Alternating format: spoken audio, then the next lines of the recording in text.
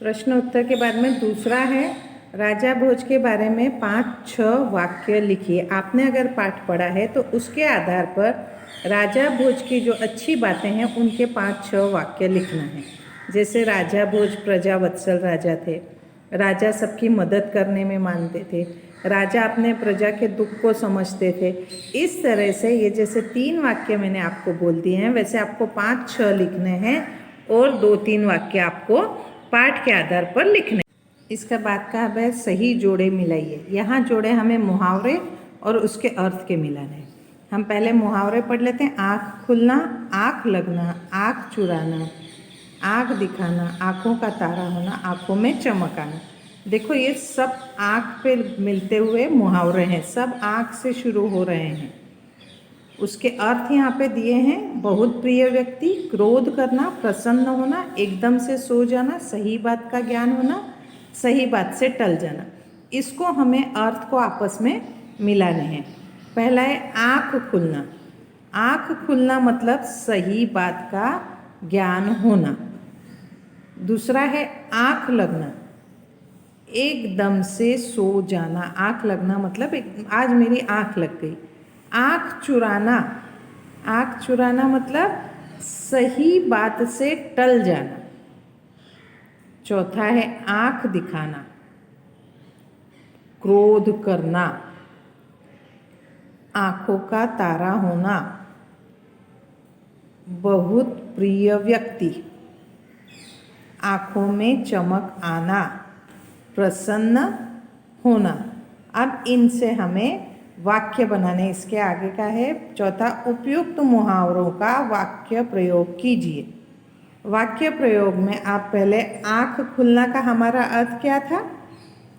सही बात का ज्ञान होना, मतलब हमें अपनी सही बात का पता चल जाना। परीक्षा में कम अंक आने पर मेरी आँख खुल गई, मतलब सही बात पता चल गई कि मैंने पढ़ाई नहीं की है, इसीलिए कम अंक आए हैं। आँख लगना, एकदम से सो जाना। टीवी देखते देखते मेरी आँख लग गई। आँख चुराना, आँख चुराना का अर्थ था कि सही बात से टल जाना।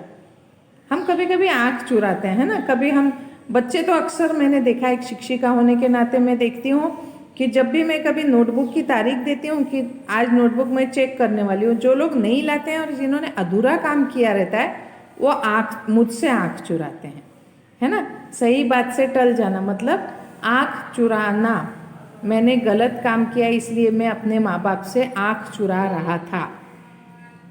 आँख दिखाना, क्रोधित हो जाना, है ना, मैंने काम नहीं किया इसलिए माँ ने आँख दिखाई, है ना। ये मेहमानों से सही व्यवहार न करने पर पापा ने आँख दिखाई, क्रोध हो गया ना, गुस्सा आ गया उनको। आँखों का तारा होना, बहुत प्रिय व्यक्ति, हम अपने माँ बाप के आँखों के तारे हैं। आँखों में चमक आना, प्रसन्न होना, इतने दिनों के बाद में स्कूल जाने की सूचना से मेरे आँखों में चमक आ गई। आने वाली है ना आप लोगों की सबके आँखों में चमक। जब भी स्कूल खुलेंगे वो सुनते से ही आपकी आँखों में चमक आ जाएगी।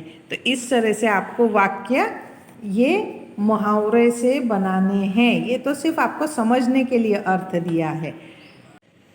इसके बाद की एक्सरसाइज है 5 नंबर का अभ्यास है। निम्नलिखित शब्द विशेषण हैं, उन शब्दों का वाक्य प्रयोग कीजिए। ये वाले जो होते हैं ना, ये आप लोग नहीं पढ़ते हो, हमेशा इसे पढ़ने की आदत डालिए। कोई भी विषय हो, आपको ऊपर का हेडिंग पढ़ने की आदत होनी चाहिए।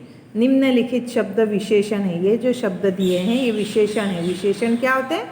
संज्ञा शब्द की विशेषता बताने वाले, और उन विशेषण शब्दों को हमें वाक्यों में प्रयोग करना है।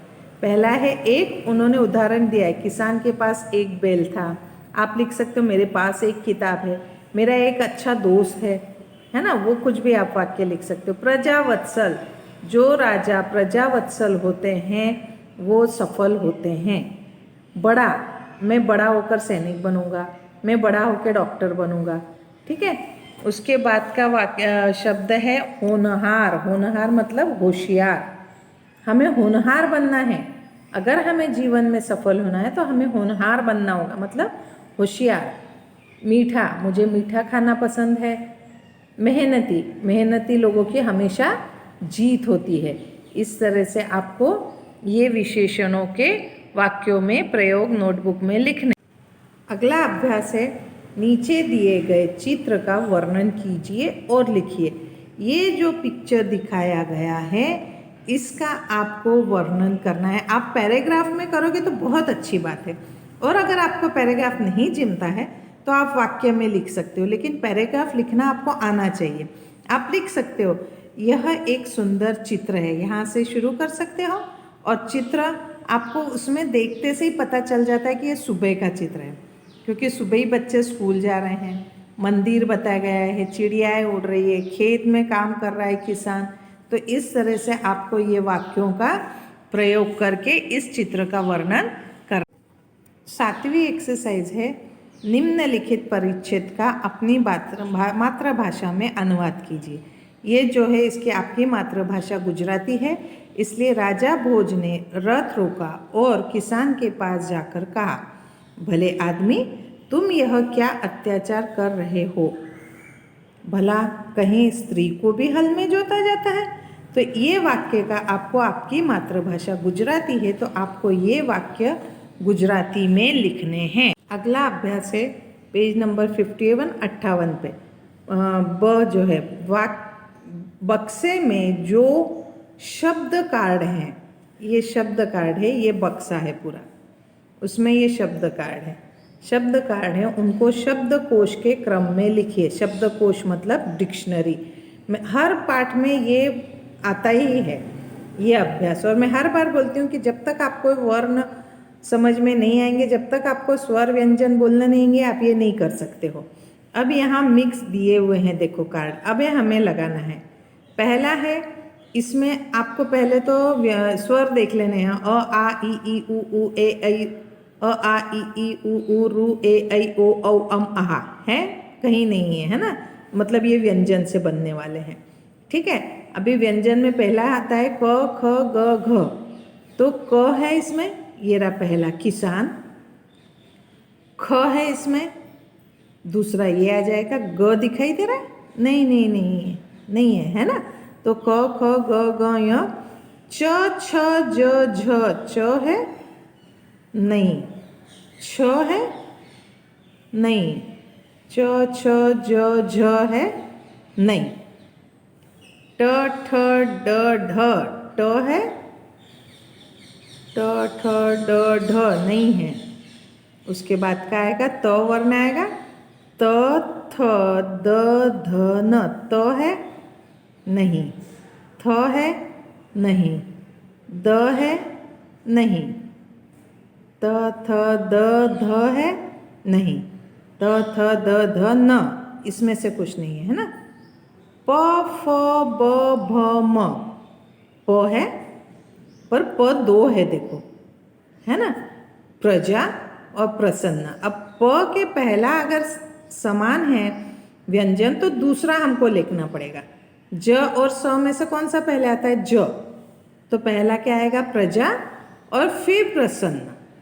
ठीक है, प फ में फसल है, ब में बैल है, तो किसान, खेत, प्रजा, प्रसन्न, फसल, बेल। प फ ब भ म नहीं है। य र ल व, र है राजा, है ना। ल व, तो अब क्या बचा? स आखिरी में बच गया। तो इस तरह से आपको जब भी किसी पाठ में आए तो आपको व्यंजन और स्वर के अनुसार इन्हें क्रम में लिख